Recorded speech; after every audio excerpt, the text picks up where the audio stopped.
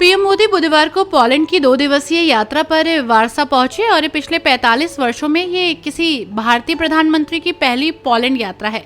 Poland में PM Modi ने भारतीय समुदाय को संबोधित किया। उन्होंने कहा कि आज का भारत सबसे जुड़ना चाहता है, आज का भारत सबके विकास की बात करता है, आज का भारत सबके साथ है, सबके हित की सोचता है। हमें गर्व है कि आज दुनिया भारत को विश्व बंधु के रूप में सम्मान दे रही है। जिनको कहीं जगह नहीं मिली, उनको भारत ने अपने दिल और अपनी जमीन दोनों जगह स्थान दिया। आगे पीएम मोदी ने कहा कि दुनिया के किसी भी देश में संकट आए, भारत पहला देश होता है जो मदद के लिए आगे आता है। जब कोविड आया तो भारत ने कहा मानवता सबसे पहले। भारत बुद्ध की विरासत वाली धरती है जो युद्ध नहीं शांति की बात करती है। ये युद्ध का युग नहीं है, ये उन चुनौतियों से निपटने का एकजुट होने का समय है जिससे मानवता को सबसे बड़े खतरे हैं। इसलिए भारत कूटनीति और संवाद पर बल दे रहा है। पिछले एक हफ्ते से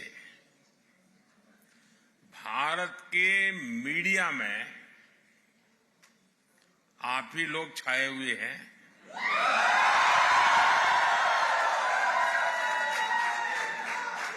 पोलैंड के लोगों की खूब चर्चा हो रही है और पोलैंड के विषय में भी बहुत कुछ बताया जा रहा है। और एक हेडलाइन और भी चल रही है और मीडिया में बताया जा रहा है कि 45 साल बाद भारत का कोई प्रधानमंत्री पोलैंड आया है।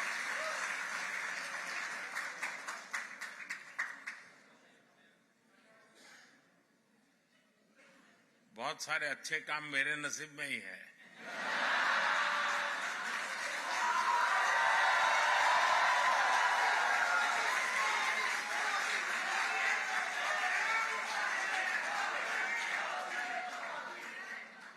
कुछ महीने ही पहले मैं ऑस्ट्रिया गया था।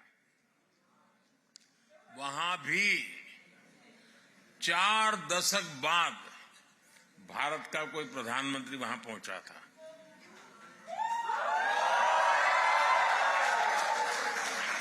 ऐसे कई देश हैं जहां दशकों तक भारत का कोई प्रधानमंत्री पहुंचा नहीं है।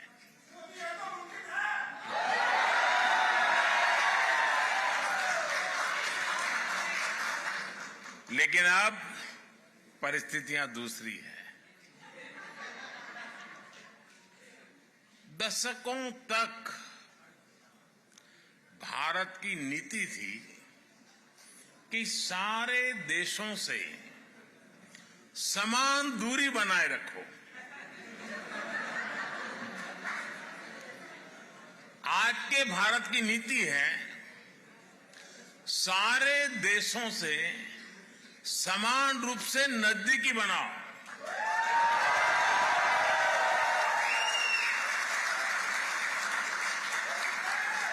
आज का भारत सबसे जुड़ना चाहता है। आज का भारत सबके विकास की बात करता है। आज का भारत सबके साथ है, सबके हित की सोचता है।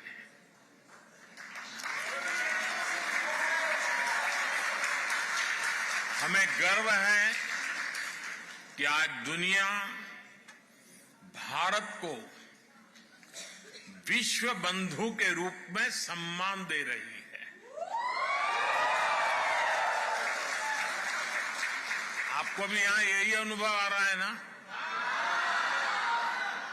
मेरी जानकारी सही है ना? साथियों, हमारे लिए ये जियो पॉलिटिक्स का नहीं है, बल्कि संस्कारों का, वैल्यूज का विषय है। जिनको कहीं जगह नहीं मिली, उनको भारत ने अपने दिल और अपनी जमीन दोनों जगह स्थान दिया है।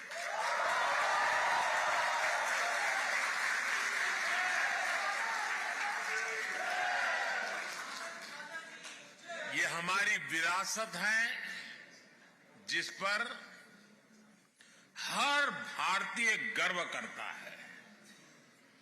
पोलैंड तो भारत के इस सनातन भाव का साक्षी रहा है।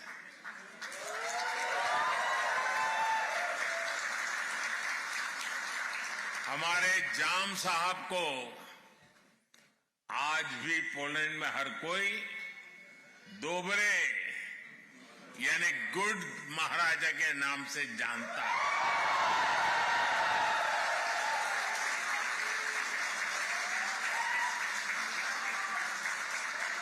वर्ल्ड वॉर II के दौरान जब पोलैंड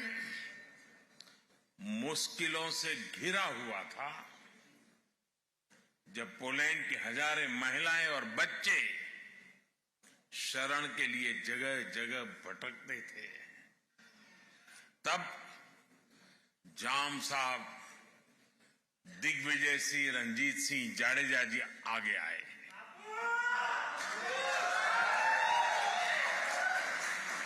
उन्होंने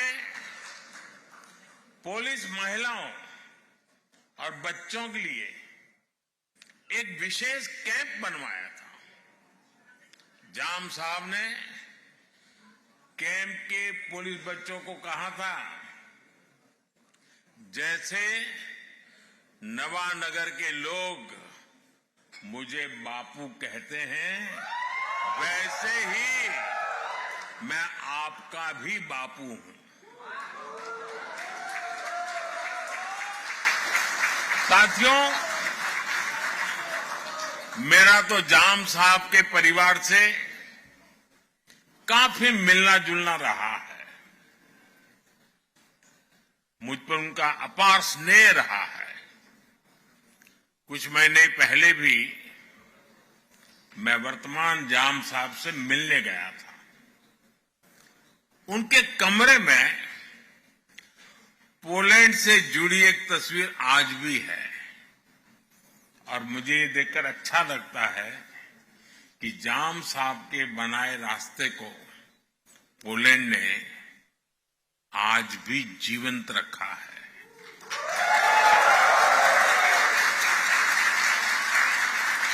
2 दशक पहले जब गुजरात में भीषण भूकंप आया था, तो जामनगर भी उसकी चपेट में आ गया था। तब पोलैंड सबसे पहले मदद के लिए पहुंचने वाले देशों में से एक था।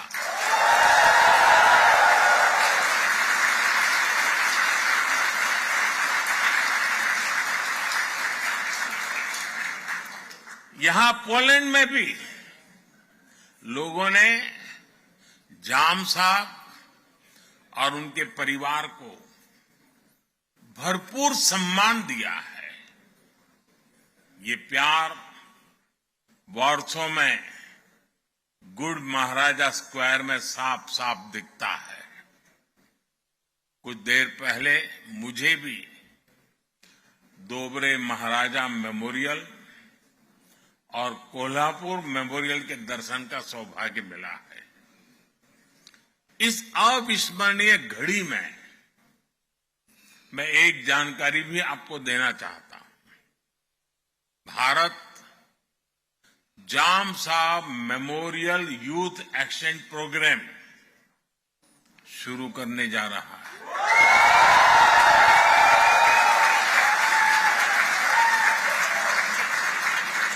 इसके तहत भारत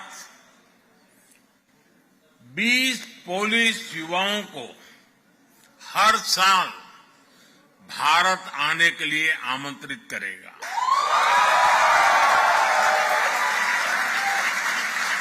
इससे भारत के बारे में पोलैंड के युवाओं को और ज्यादा जानने का मौका मिलेगा। साथियों, यहां का कोल्हापुर मेमोरियल भी कोल्हापुर के महान राजघराने के प्रति पोलैंड की जनता का श्रद्धाभाव है, एक ट्रिब्यूट है।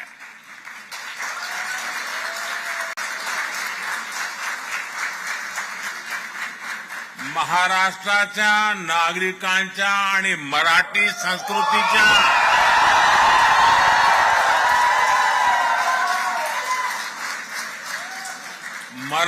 संस्कृतीच्या प्रती पोलंडचे नागरिकांनी व्यक्त केलेला हा सन्मान आहे।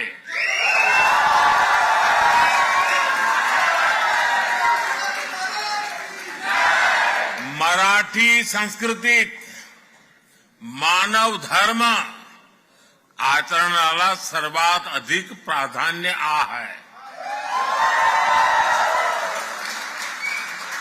छत्रपति शिवाजी महाराज की प्रेरणा से कोल्हापुर की रॉयल फैमिली ने वलीवड़े में पोलैंड की महिलाओं और बच्चों को शरण दी थी। वहां भी एक बहुत बड़ा कैंप बनाया गया था। पोलैंड की महिलाओं और बच्चों को कोई तकलीफ ना हो, इसके लिए महाराष्ट्र के लोगों ने दिन रात एक कर दिया था। साथियों, आज ही मुझे मोंटे कैसिनो मेमोरियल पर भी श्रद्धांजलि देने का अवसर मिला है। ये मेमोरियल हजारों भारतीय सैनिकों के बलिदान को भी, उनकी भी याद दिलाता है। ये इस बात का भी प्रमाण है कि कैसे विश्व के हर कोने में भारतीयों ने अपना कर्तव्य निभाया है।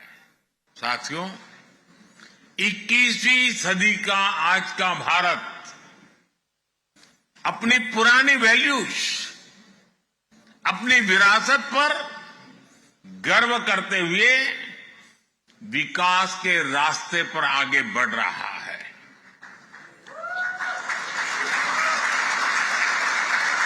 आज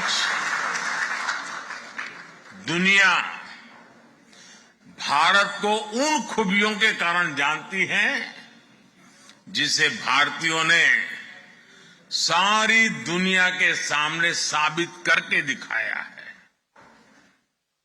हम भारतीयों को एफर्ट्स, एक्सेलेंस और एम्पैथी के लिए जाना जाता है।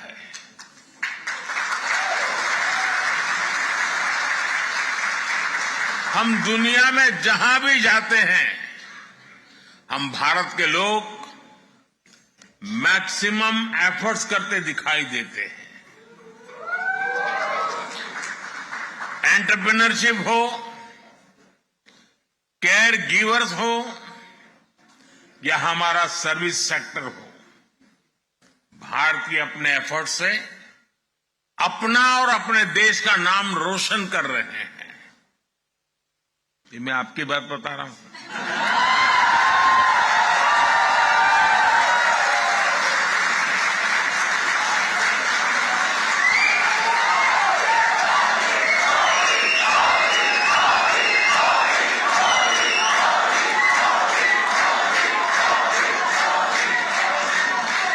आपको लगता होगा कि मैं किसी तीसरे देश की बात कर रहा हूं।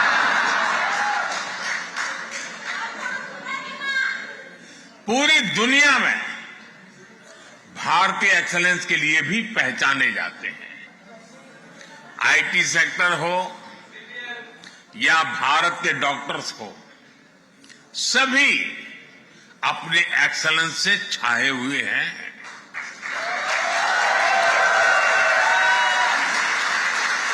साथियों, भारत बुद्ध की विरासत वाली धरती है।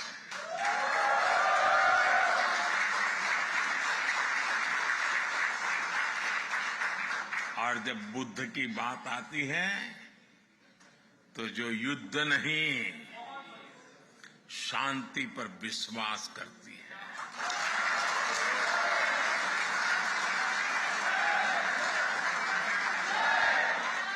और इसलिए भारत इस रीजन में भी स्थायी शांति का एक बड़ा पैरोकार है।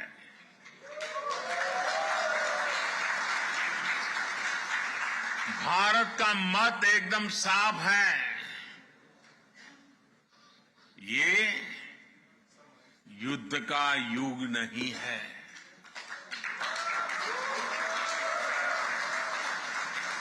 ये उन चुनौतियों से निपटने के लिए एकजुट होने का समय है, जिनसे मानवता को सबसे बड़े खतरे हैं। इसलिए भारत डिप्लोमेसी और डायलॉग पर बल दे रहा है। साथियों, जिस प्रकार आपने यूक्रेन में फंसे हमारे बच्चों की मदद की, वो भी हम सभी ने देखा है।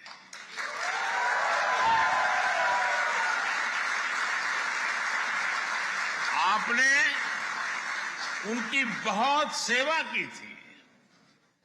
आपने लंगर लगाए, आपने अपने घर के दरवाजे खोले, अपने रेस्तरां खोल दिए। पोलैंड की सरकार ने तो वीजा जैसे बंधनों को भी हमारे स्टूडेंट्स के लिए हटा दिया था।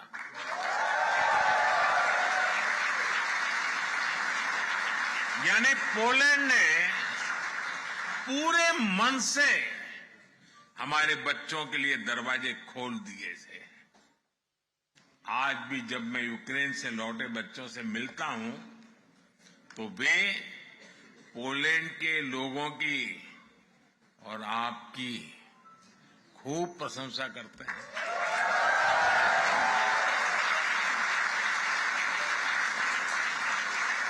और इसलिए आज मैं यहां 140 करोड़ भारतीयों की तरफ से आप सभी का, पोलैंड के लोगों का अभिनंदन करता हूं।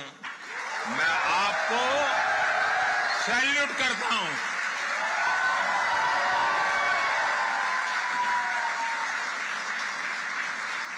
साथियों,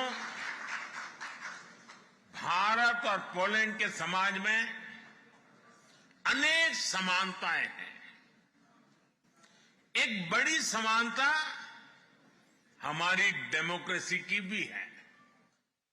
भारत मदर ऑफ डेमोक्रेसी तो है ही, एक पार्टिसिपेटिव और वाइब्रेंट डेमोक्रेसी भी है।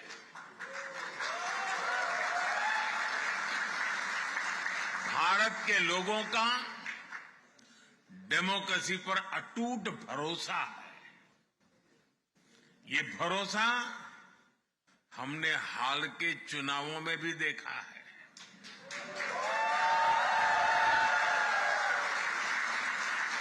ये इतिहास के सबसे बड़े चुनाव थे। अभी यूरोपियन यूनियन के भी चुनाव हुए हैं। इसमें करीब 180 मिलियन वोटर्स ने वोट डाले। भारत ने इसे 3 गुना से अधिक, करीब 640 मिलियन वोटर्स ने वोटिंग की है।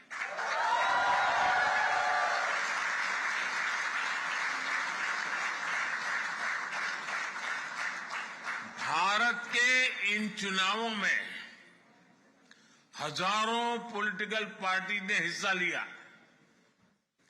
करीब 8,000 कैंडिडेट्स मैदान में थे।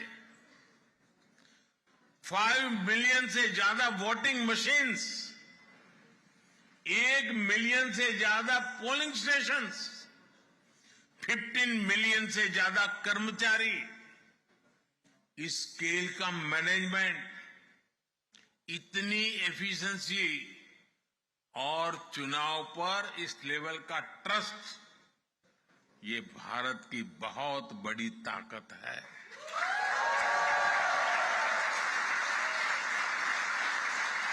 आजादी के आंदोलन के समय हमारे स्वतंत्रता सेनानियों ने समृद्ध भारत का सपना देखा था। आज हर भारतीय उस सपने को साकार करने के लिए जी तोड़ मेहनत कर रहा है। भारत ने लक्ष्य तय किया है कि 2047 तक खुद को भारत विकसित भारत बनाने का संकल्प लेकर के हमारा देश आगे बढ़े।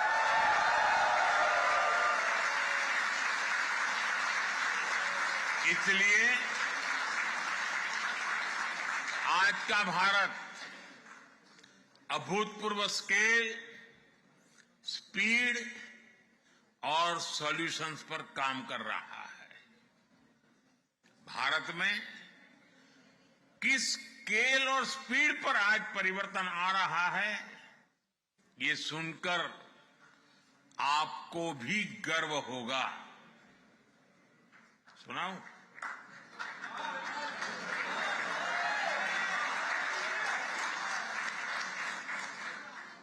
भारत में पिछले 10 साल में 250 मिलियन लोग गरीबी से बाहर निकले हैं।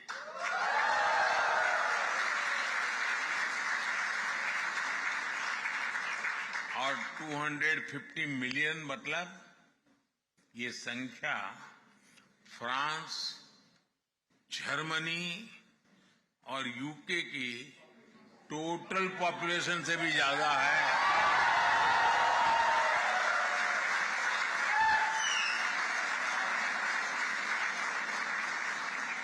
दस साल में गरीबों के लिए 40 मिलियन पक्के घर बनाए हैं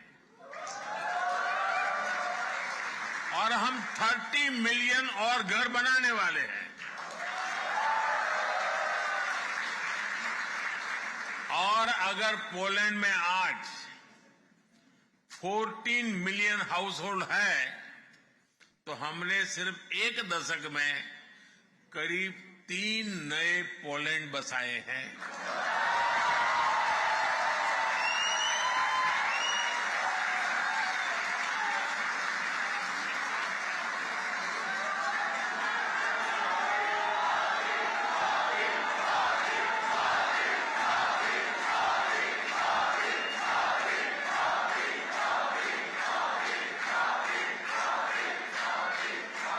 फाइनेंशियल इंक्लूजन को तो हम नेक्स्ट लेवल पर ले गए हैं। 10 साल में भारत में 500 मिलियन जनधन बैंक अकाउंट्स खुलवाए हैं। ये संख्या पूरे यूरोपियन यूनियन की पॉपुलेशन से ज्यादा है।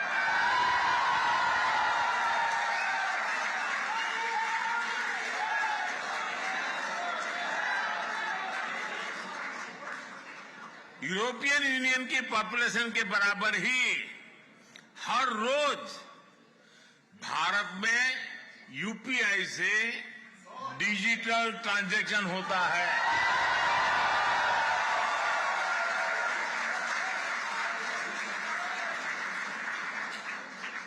यूरोपियन यूनियन की कुल आबादी से ज्यादा भारतीयों को सरकार 5 लाख रुपए का फ्री हेल्थ इंश्योरेंस देती है।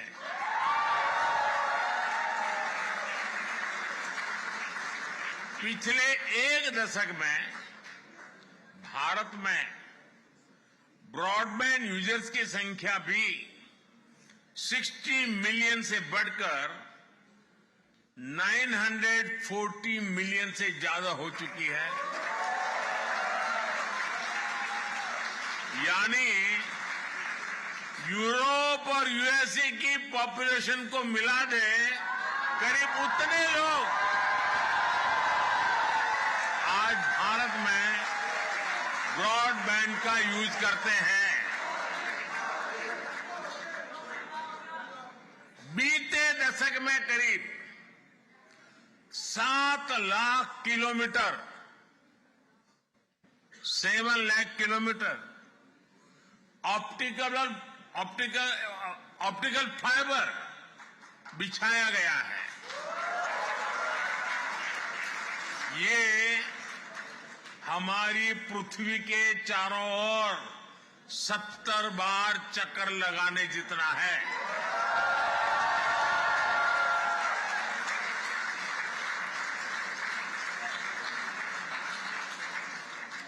भारत ने 2 साल के भीतर ही देश के हर जिले तक 5G नेटवर्क पहुंचाया है। अब हम made in India 6G network पर काम कर रहे हैं। भारत का विजन ग्लोबल है, भारत का कल्चर ग्लोबल है, केयर और कंपैशन ग्लोबल है। हमारे पूर्वजों ने हमें वसुधैव कुटुंबकम का मंत्र दिया। हमने पूरी दुनिया को एक परिवार माना है और यही आज के भारत के नीति और निर्णयों में नजर आता है। G20 के समय भारत ने आह्वान किया, वन अर्थ वन फैमिली और वन फ्यूचर। इसी भावना में 21वीं सदी की दुनिया के बेहतर भविष्य की गारंटी है। Bharat one sun one world one grid के कंसेप्ट से दुनिया को जोड़ना चाहता है।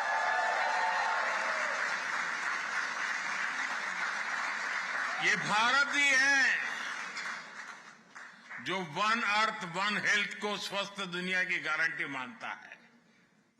वन हेल्थ यानी होलिस्टिक वेलबीइंग पर हमारा फोकस होना चाहिए, जिसमें हमारे एनिमल्स हो, पेड़ पौधे भी हो, सबकी हेल्थ पर ध्यान दिया जाए। आज जिस तरह की स्थितियां हम देख रहे हैं, उसमें वन हेल्थ का सिद्धांत और जरूरी हो गया है। भारत ने मिशन लाइफ यानी लाइफस्टाइल फॉर एनवायरनमेंट का एक मॉडल पूरी दुनिया को दिया है।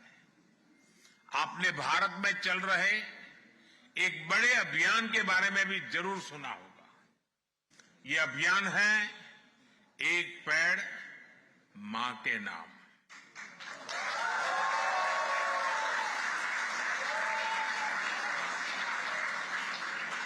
करोड़ों भारतवासी आज अपनी जन्मदाता मां के नाम पर पेड़ लगा रहे हैं और इससे धरती मां की भी रक्षा हो रही है।